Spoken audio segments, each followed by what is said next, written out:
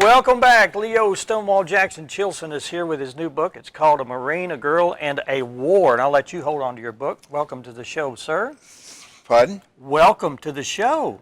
Well, thank you. I'm glad you let me back in the door. Yeah. Well, we actually had the front door locked, and you came in the back door, so... No, I came through the window. Oh, okay. Yeah, We remember can't keep at him the out. lock? You're crazy. I am too. Yeah, you are too. Okay. So we were talking, you said that you're going to have to come back pretty soon because you're writing 2 more books. Right. This was actually one that I've already gone and talked to you. It was called, originally called Blood on an Island, World War II, and about that. But the women really loved it. There was a great romance story. So I went back, took out all the historical footnotes, historical headings, and rewrote it, adding 60 pages or so to it. And it's really extended the battle scenes and the romance scenes. And the romance scenes are a lot steamier than they were in the original book. And it's gotten great reviews. And I dropped a copy off to the Boone County Library. Never got on the shelf because somebody walked by, saw it on Ginger's desk, and he wanted it right then and there, and so it was out the door. But one thing, and I'm working on next month, it's going to be called An Airman, a Girl, and a War. And it's going to be a B-17 over Germany. And it's just one day for the pilot, for the airman over Germany, and they end up being stragglers. And so, and then the girl part is right after the war where he developed the romance. But there's a story within a story with that. Okay. Now, this one here, ladies, you got to read this because I'm telling you, the women love it, and there are clues all through this book to the ending, and nobody has got it right yet. Uh-oh. Nobody has gotten it right yet. But one thing that I did with all my books... So it's not predictable. Pardon? It's not predictable. The ending is not predictable. No, it is not. And I have clues all through the story. And nobody has got it right. I've gotten hit in the arm a couple of times because of the ending and the way it is. But one of the things I'm doing in this is the romance series. This is different from the other 5 books I've written, which is the Road to Destiny series, which are historical romance. But the last words of every chapter are always the first words of the next chapter. And like Cherry took the cherry off and Cherry took the cherry and bit it off, handed me the stem before pulling the glass closer to her side of the table and reaching over to hold my hand. That's the girl part. Then it goes next chapter. My hand ached where the helmet had hit it, and like a fool I laid there shaking, trying to make the pain go away. But when Japanese bullets slammed into the side of the landing craft right above my head, the pain went away fast. And so at the end of each chapter, the words are going to go to the next one. They go for either take you right back to where you left off in the battle, or it'll go back to the romance. And it's not flashbacks. That's right. It's not flashback. It's just here he is in the middle of a war, and then a year earlier he was in high school. And so it's just going back where he met Sherry, and then how their relationship developed through the time. Is it hard to write like that? Do you have to systematically sit down and arrange your plot lines? No, it's really. I was just something like, this is the first person. All this romance was all going to be first person. So the only thing the reader knows is what I tell them, what I'm saying, or what I'm thinking, or what I'm saying, somebody's saying to me.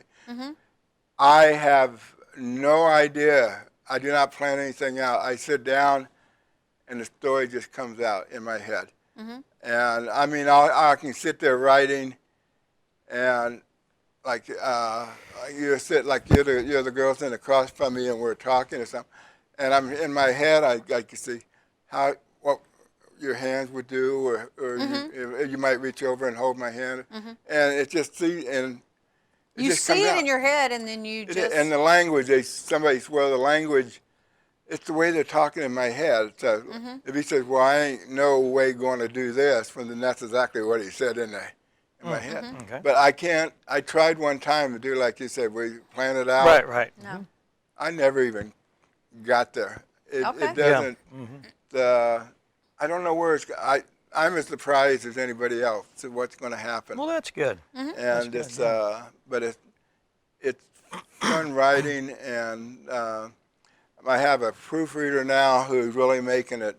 She's gone through and we catching some of these changes, and she suggested a couple changes and making the book better. Good deal. Good. But it's Now, and- is this book, you have a copy at the Boone County Library. Yeah, This is available how? Yeah, where this can is you at get the Boone these? County Library now. They just got it got it the other day. Plus they have all 5 other ones.